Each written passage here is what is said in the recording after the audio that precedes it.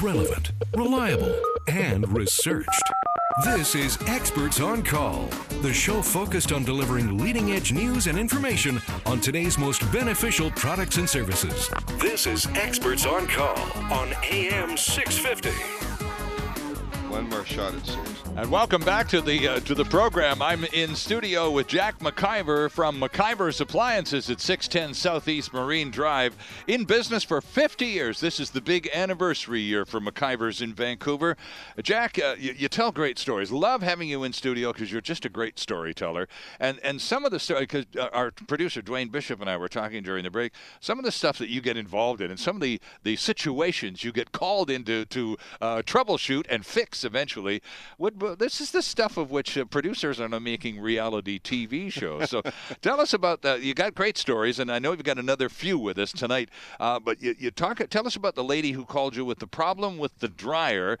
Now, they had the big brand service rep in shortly before she called you. No satisfaction, as is usually the case. You end up fixing a lot of mistakes that your competitors create. Tell us the story about solving this problem for that customer.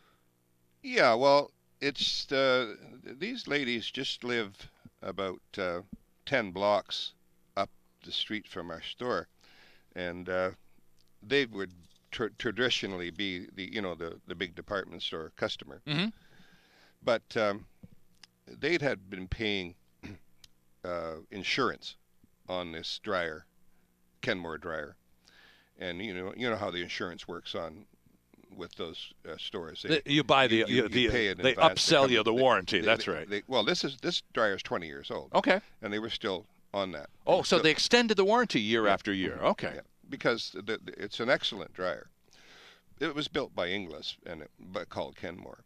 So anyway, I went up and I asked her, well, what happened? She says, well, she showed me the bill for $177. Serviceman came up, he took the front off, the drum out, and he changed the belt, and he changed the light bulb, for the interior light. Oh, sure, of course, yeah. Okay, so that's fine. So I say, I wonder why the belt broke, because I could feel it. I turned the drum, and it wouldn't go. It would go easily. Mm-hmm. So I took it all apart, and found that all the rollers and the idler that the belt goes around were out of lubrication, and everything was stiff. So when the drum tried to turn with the clothes and this resistance on the wheels and everything, it just burnt the belt off. Oh, okay, I see. Now, I thought to myself, what's this clown up to here who worked on this?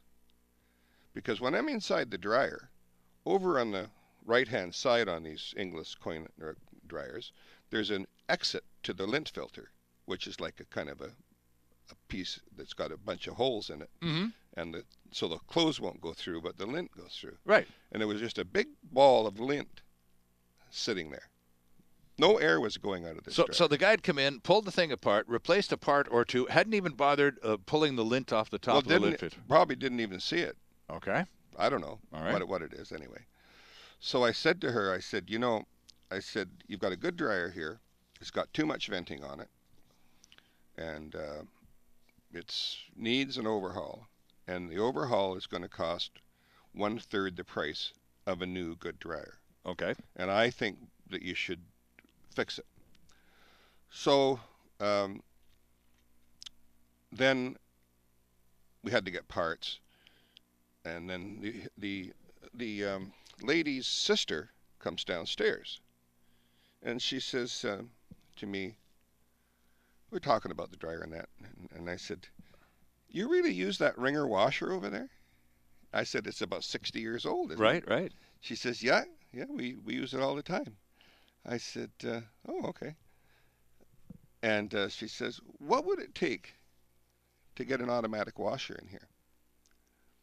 And I said, well, so I looked and needed about 8 feet of plumbing for the hot and the cold, and some taps over by where the power is. Okay. And it would go drain into I said, we could run some new copper pipe and use some compression fittings and do it all without any soldering, because I really don't like soldering around, walls and stuff, close to in the houses. So I use brass compression fittings, which you just cut the pipe off and you put these units on and then you tighten the nuts up and boom. It's as good as a solder. Way better. Oh, okay.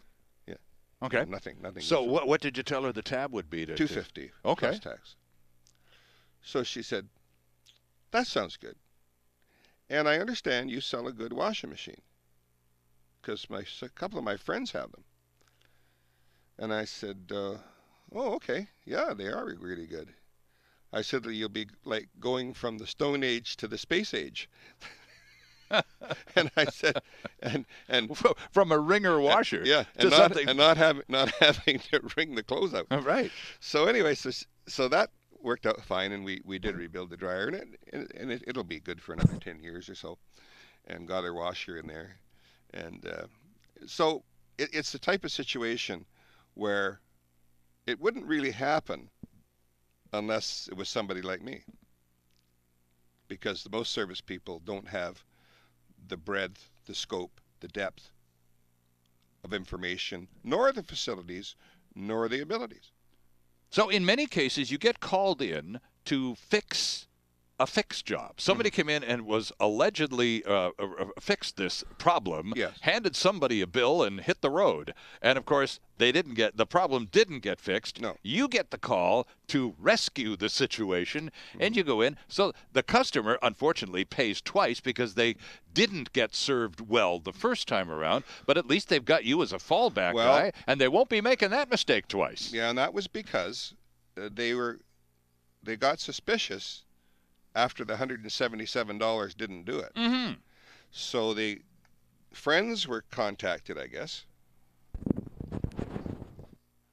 and they collaborated, and I'm glad that I have a customer base like that. Yeah, wanted to talk. I really appreciate the support. Right, I wanted to talk to you. You mentioned this earlier, and I wanted to come back to it for a couple of minutes. It's this whole business of rebuilt appliances, because I've been down at the store on Southeast Marine Drive. I've been in the store, and I was quite surprised. Karen, your daughter, showed me around and was very kind, and we had a great chat. I was surprised at the amount of floor space dedicated at McIver's, Jack, to reconditioned and rebuilt appliances. There's a tremendous selection in there, and it's the older, really sturdy stuff that you just take one look at and go, oh, this is going to last a while. So how much of a part of the business is the rebuilt? 25%. Interesting. And has been right from the get-go, eh? Used to be more. There was more acceptance of it. Most of the Asian immigrants don't want anything but new and glitzy. So there's one area that we don't sell to. But the working people, and even some of the richest people, are fine to keep their appliances going for 30, 40 years. Today, there's a new washing machine going to a family that have kind of like an estate in Southlands, horses and things like that. Yep. And they've been customers for a long time. And 44 years ago, when her son was born, they bought a Maytag washer and dryer from us. 20 years later, it was taken into the McIver shop and rebuilt. Okay. And since that time, they both have had minor repairs in the home. Yesterday, I went and we're trying to get a timer, and we don't have a rebuilt or used timer to fit that machine. Okay. But we could have taken her timer out and sent it. But I said to her, I said, it's going to cost, all said and done with taxes, $300 to fix this 44-year-old machine. Oh, right, 44 years old. And I said, we're not able to get any other parts for it. I think it's time for you to buy a new one. Yeah, well, after 44 years, okay. I don't think she fought you very hard on that one either. No.